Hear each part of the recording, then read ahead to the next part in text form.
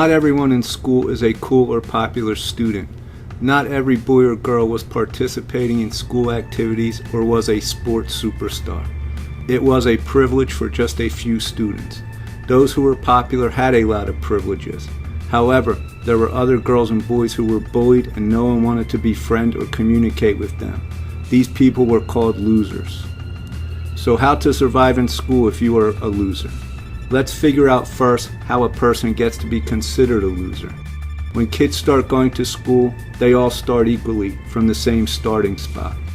All kids play with each other and no one separates or gets judged by each other as to which group, popular kids or losers, to which they should belong. It all starts in the 6th or 7th grade. Kids start to divide each other based on being considered popular or not popular.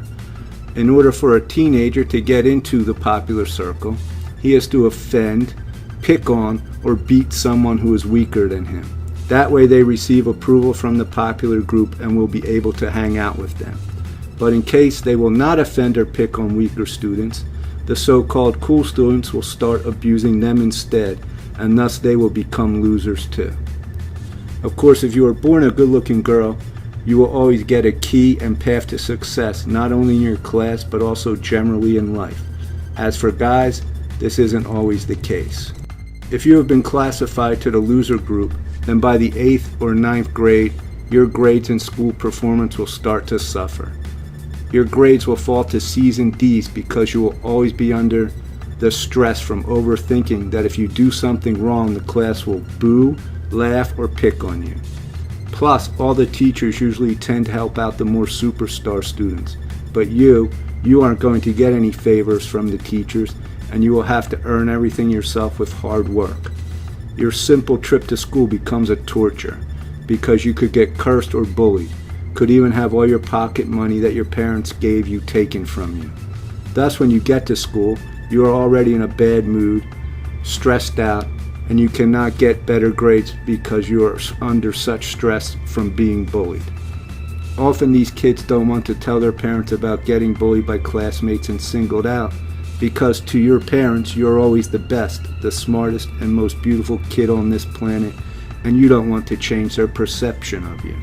So let's get to the point, how to avoid being bullied. When the division between the popular kids and not popular takes place, always state your opinion out loud. Second, there are bullies and there are losers, but you have to try to fit somewhere in the middle. You have to make good relationships with both bullies and with losers. Don't be beating on, picking on, or cursing weaker students. You have to understand that the popular kids are also afraid to lose respect and to be singled out from their group. Therefore, they are constantly bullying the weaker students. So knowing this fact, what you need to do is to start attempting to communicate with the bullies on a one-to-one basis, outside of everybody else's sight. Since you meet with him one-on-one, he won't have anyone around in front of whom he wants to show off, so most likely he's not going to touch you or pick on you. Just approach him on the way to school and say hello, or ask him how he is doing. Probably at first he will be acting like a jerk, showing you that you are a pimple compared to him. However, keep talking. Find something interesting to talk about with him and ask him questions. You should apply this method to everyone, boys, girls, losers, and bullies. That way you will create an independent, good contact with each member of your class and no one will ever bully you. But what if you are already being bullied and think of yourself as a loser? You probably have developed low self-esteem and you probably think that it is too late to change. It's never too late. You can still fix the situation that you are in and the attitude of your classmates towards you. For example, start to exercise or practice to strive to become better in sports or a certain activity. Register for a dance class. Find new friends. Don't miss school events or parties.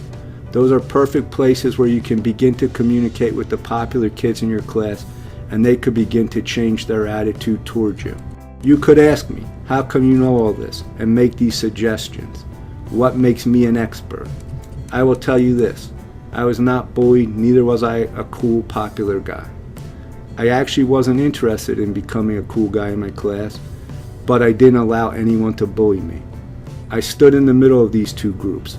I was respected by cool guys and everybody else.